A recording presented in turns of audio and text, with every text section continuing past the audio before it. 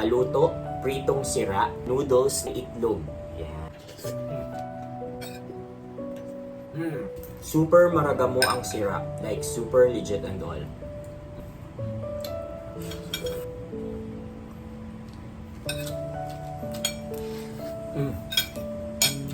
Ryan ng siram yan. Naalala ko pa nung aki pa ako and all.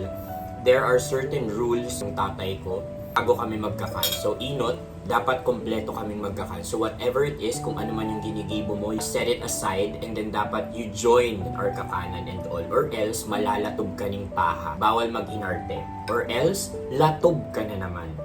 So may mga moments na dahil ko gusto ang panira ka ito, tapilitan ka talagang kakailan. Mama's boy kasi ako, so always nagsusurog sa akin yung nanay ko. Bawal din na magkakaning nakahuba. Yun daw ay isang disrespect sa pagkaka namin. Pwede kami nalilingang magdasal, magpasalamat. Madalas talaga akong nalalatob ng mga magurang ko dahil sobrang til-til kong magkakan, like super legit and all. Best feeling in the whole wide world. Every time I make soup the noodles, like this, and then maluto, naaalala ko yung pagkaake ko.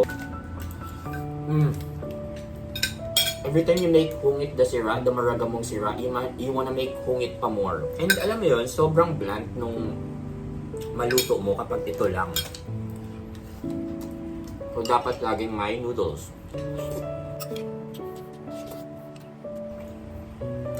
So pwede mong surusup-supin yung noodles or pwede mo rin siyang i-top sa maluto mo. So it would add a bit of intensity sa flavor.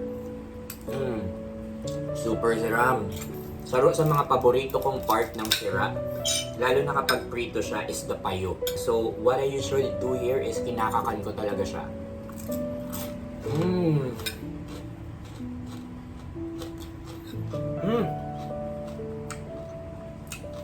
You know, the ragamo talaga. Ragamo na hindi naman makakasira ng ngipin mo and all. But the ragamo that you would actually hear from your alimantak down to your throat. Super legit and all. Noodles to add a bit of kick.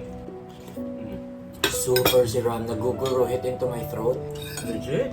Kami naranasan din namin na kagulpi yung sabaw ng noodles namin para banga kami magturugang and also my parents sa noodles. Pero ngayon, legit yan, hindi na kagulpi yung sabaw ng noodles. Pero, bakante na yung mga upuan ng pamilya ko. So, wala na yung mom ko, wala na yung dad ko, hindi na may kompleto magkakapatid kasi may mga pamilya na sila. So, you know bros, i-cherish every moment na magkakasama kayo sa pagkainan. Regardless of your panira, kahit hindi masiram yung panira ninyo, nagiging masiram yan because of your kaibahans. Yung mga topics na pag-uulayan ninyo during your karakanan moments with your family, Gagi Pare, ikukwento mo yan sa mga susunod pang henerasyon. Like what I'm doing right now. Pero kayo ba, ano ba yung favorite food combo ninyo na nami-miss nyo na ngayon? Like super legit.